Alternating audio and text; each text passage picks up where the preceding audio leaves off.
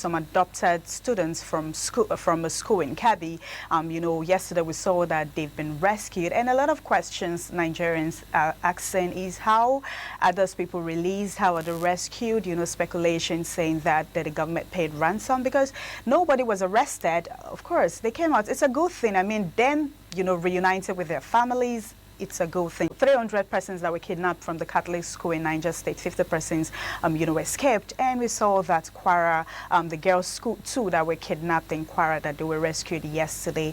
And I mean, it's a good thing. But like I said earlier, a lot of people, speculation saying how, were these persons rescued. And also we saw that President Tinubu met with service chiefs ordering the deployment of police 24 hours area surveillance and urgent actions against kidnappers. We also saw in Kwara where a pregnant woman recently and 10 children, nursing mothers, were also kidnapped. I mean, a lot is going on. We're waking up by the day, seeing different kidnapping story, and a lot of people are scared. I mean, Nigerians were scared. Are we safe? The question remains, are we safe in the country? And also we've been seeing, Dr. Victor, we've been seeing a couple of videos of Gumi coming out to say, they negotiated with the bandits, and also he said no government can completely eliminate kidnapping. Even America, according to him, still deals with its own challenges, that he believes things are getting better. What would you have to say about that?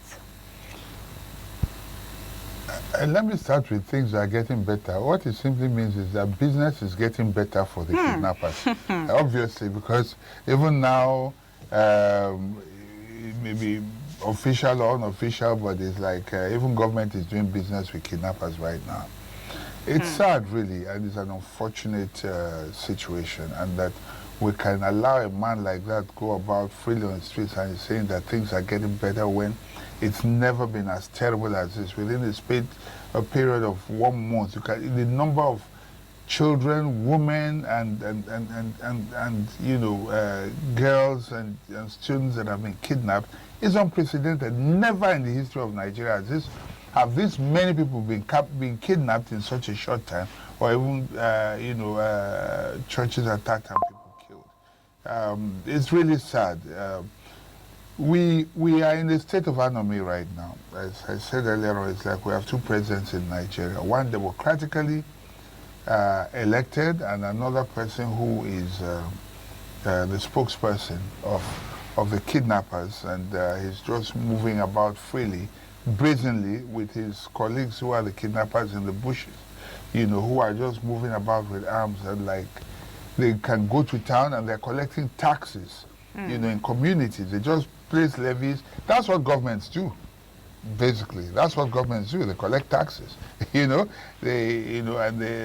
so they move about with arms freely, impose taxes on hapless and helpless citizens up north there, and kill people at will, and nothing happens to them. It's very unfortunate. Same Gumi, where he said that they negotiated with this bandit, and they said that we are ready to drop our arms and ammunitions only if you would promise us that we wouldn't be arrested and we would be getting benefits that other Nigerians are getting. And it got a lot of people asking, it got me asking, a lot of speculation saying that, are we supposed in Nigeria be negotiating with bandits? See, although he didn't mention it, but let me just correct one misconception right away. They tend to compare themselves with the Niger Delta militants. There is absolutely no basis for comparison, because in the Niger Delta, you could see clearly these were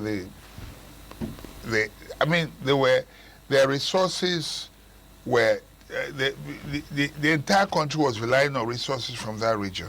That's one. Secondly, these people, both flora and fauna, were already damaged. You couldn't fish, you couldn't farm, you couldn't do anything. Their economic, and then in their communities, the oil companies were making so much money and they were living in darkness, no development and all that. It was unfair. In fact, the rest of Nigeria was unfair to them. And so when those militants came out, it was to resist, fight against injustice. I don't know the injustice that these criminals these bandits are fighting against. There's absolutely nothing that they are fighting against. No economic cause, no social cause, nothing. Okay? So, and with the people in the Niger Delta, when it was time, and what Yaradua, bless his soul, and eventually Jonathan did at the time was say, okay, we recognize the fact that Nigeria has been unjust to you.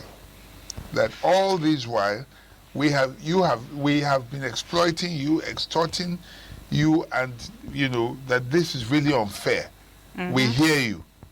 Let's drop the arms and let's talk. And that's what happened. They weren't going about just killing people and all that. It was more of a statement. Okay? And so what happened at the time was they sat down with the elders, everybody, and they agreed. And then everything ended. Now these are outright criminals and bandits. Thieves who are looting and killing people needlessly. There's no ideology behind the fight, behind this banditry. There's no ideology. All they're doing is simply going out there, looking for, helpless communities, attacking them, raping their women, looting their goods and all that. That's all that's been happening all this while. How do you negotiate with people like that? What do you want to say? That they kill people and they say, oh, they can go free. Oh, rehabilitate them. Meanwhile, you catch somebody for stealing a goat and you can jail him for 20 years. Somebody kills one person, even if by accident, you hang them. I don't know. And then this one's kill people brazenly and you say, oh, they should just let them go free. Who does that? Are there two standards? Do we have two laws? A law for these criminals and a law for the rest of us? We cannot allow that, because if this goes, it means that another group will get up again tomorrow and government will continue negotiating. And in any case, the kind of negotiation that is going on now, what is happening now, I don't know. The government is always denying, but there's no way they could not have paid ransom. So what they're probably doing is just for political expediency, so that they will not say that people are being held. You pay these criminals. And every time you pay this ransom and pay these criminals, what do you get? You are arming them further. Yeah. You're empowering them further. You're emboldening them further. Because they cannot, that's why they can come out and say, look, that means the alternate government is stronger than the regular government. When your military is going out there to fight, and these soldiers, we have heard them say it, when they discharge one bullet, you charge them for it. When they want to defend themselves, you withdraw them, or you punish them for defending themselves. Dr. Victor, this same Gumi. Yes. The same Gumi. So yes. I don't know if you saw the video where he said, I don't know if you know about IPOB, right? Yes, of course. Yeah. So he said something. He said IPOB, they are killing our military, they are killing government officials, they are killing. Are the bandits not killing the military every day? I want to say something. He said they are killing those people. But according to him, I mean, yes. Gumi, yes. he said, but these bandits, they are just kidnapping the children for money. They are not killing. I don't know. And a lot of persons under that particular post, they were sharing the videos of these bandits killing people. Look at the brigadier general that was killed like a chicken. It breaks my heart. A whole brigadier. I watched a video of the wife and my heart was I felt so bad. Even the military high command is not saying anything. The government is not saying anything. Somebody at that level, not a chicken. Okay? And this man is opening his mouth and saying what he's saying. Who does that? And is walking the streets free. Is the government afraid of him? That's why I say we have two presidents in Nigeria. I don't care what everybody says, but the way it is, that man is probably stronger than the government that we have, because he is able to, oh no, I don't know. It's for him to say IPOB killed him. IPOB is paying dearly for it. That was